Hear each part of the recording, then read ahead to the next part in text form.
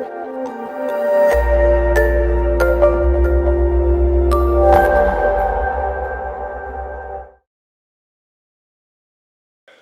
I wanted to graduate, I wanted to be somebody, and I refused to allow someone's demeaning definition of me to determine who I was and who I was going to be. And at that day, I realized that I stood up for myself, and that's what it's going to take if I was going to succeed.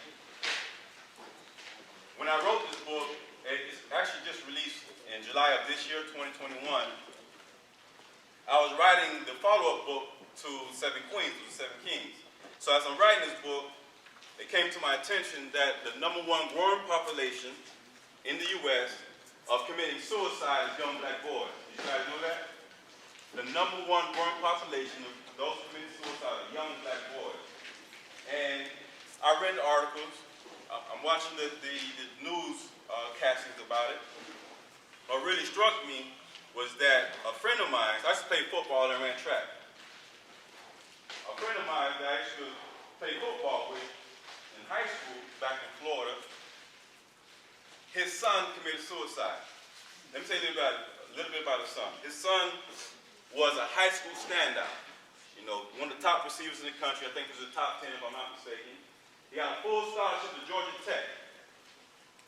And he was supposed to move to Atlanta the week he killed himself. He jumped from the train, and not sure why, but he did that. He had the whole world in his hands. So I'm asking myself, this guy has the whole world in his hands. Why would he commit suicide? Full scholarship. You know, he has an apartment ready for him. He has family here in Atlanta, but he chose to do that. And that really bothered me because this time it hit home.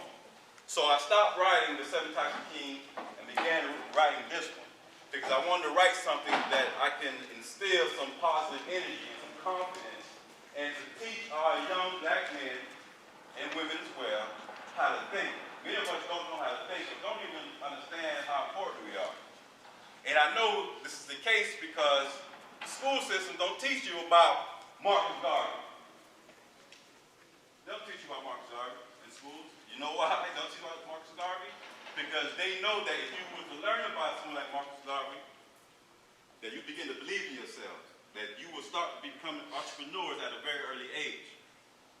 Another person I want to teach you about, which is part of the test you guys took earlier, and that letter that I just read to you, Marcus Garvey mentioned General Toussaint Louverture. Who knows who General Toussaint Louverture is? Oh, matter of fact, who don't know who General Toussaint Louverture is? And I'm not surprised. The schools, if they don't teach you about Marcus Garvey, they're not going to teach you about who General Toussaint Louverture is. And Marcus Garvey is the father of Pan-Africanism. He told and said several times, not just him, Nat Turner as well. Who else gave him bigger? Malcolm X was another person who else talked about General Toussaint Louverture. General Toussaint Louverture was the leader of the Haitian Revolution. The greatest accomplishment of black people in the modern world.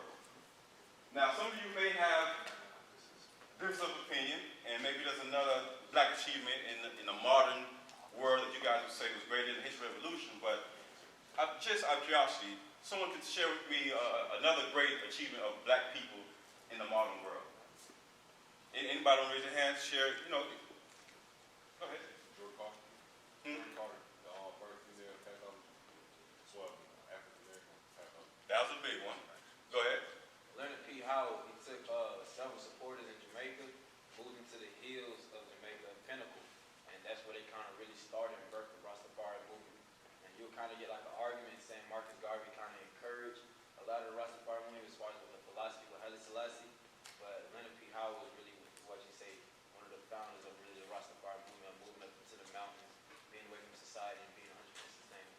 All right, Desmond. That's a good one as well. I was hoping you guys would cover it. You said George Washington Carver.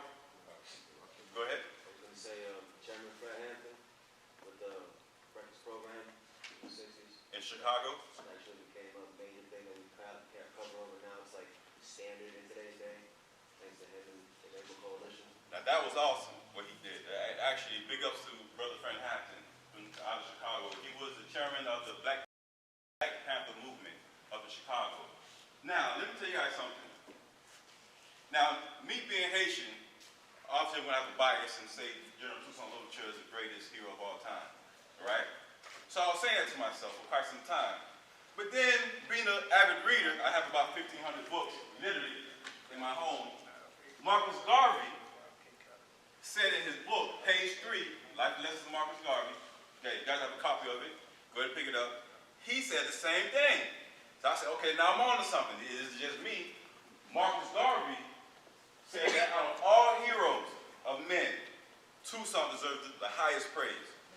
The reason why he said that, if he didn't lead the Haitian Revolution and defeat France, Britain, and Spain, the world superpower of the early 18th century, late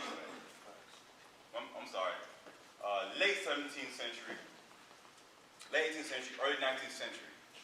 France, Britain, and Spain. These are the world superpowers. These people enslaved millions of Africans. At this time, most of our people were on the plantations. Slaves, whether it's in the U.S., the colonies of the U.S., in the Caribbean, Jamaica, Bahamas, Trinidad, millions of our people were enslaved. Went through all kinds of horrific ordeals. But if General Toussaint, along with Lieutenant Jean-Jacques Dessalines, Henry Christophe, if they didn't defeat those three superpowers, it's my belief that we probably still be enslaved today. Because for some reason in their minds, they thought that we like being in shackles. We like getting lynched, or women being raped, children being slaughtered. For some reason, they thought we would like that. Because they seen us as inferior. But Toussaint, having the right self-perception of himself, turned that around, a whole nation around. So if you guys don't know about General Toussaint Louverture, as you said, I would highly suggest you maybe Google, go to YouTube, or even read my book. It's on page 63. So open your books to page 63, but you guys don't have a copy of this book, please. I have a few in the back, as I mentioned. I talk about how he was able to transform the thinking of the people. No, we're not slaves. We are Africans who were enslaved. We deserve better than this. So he changed the people's self-perception of themselves from inferior to superior. And from that, he used that platform to defeat the French. Now, let's just carry on here. SBE. In your text, I wrote the question, what does SBE stand for? And so, who answered A or chose B? Chose A. Huh? Chose A. Chose A, right? Speak it, believe it, execute the plan. That's what it represents. Speak it. You speak your goals. You speak them until you believe it. A lot of us have big dreams and goals. Some of us want to be real estate developers. Some of us want to own big commercial buildings, but we ain't got no money. But you do have the power of your word. So long as you believe in yourself and you speak in those things that you want to accomplish, as you speak in them, you're going to notice you're going to start. Ladies and gentlemen, my name is King Kevin Dorival, the author of The Courage to Believe, Never Give Up, Keep Moving Forward, 7 Types of Queens, King's Desire, and The Win in the Mirror, Activating Your Superpowers, Mind, Body, and Spirit. Please visit my website, kevindorival.com, and it's been a blessing. Have a great one. Be blessed and be safe. Thank you.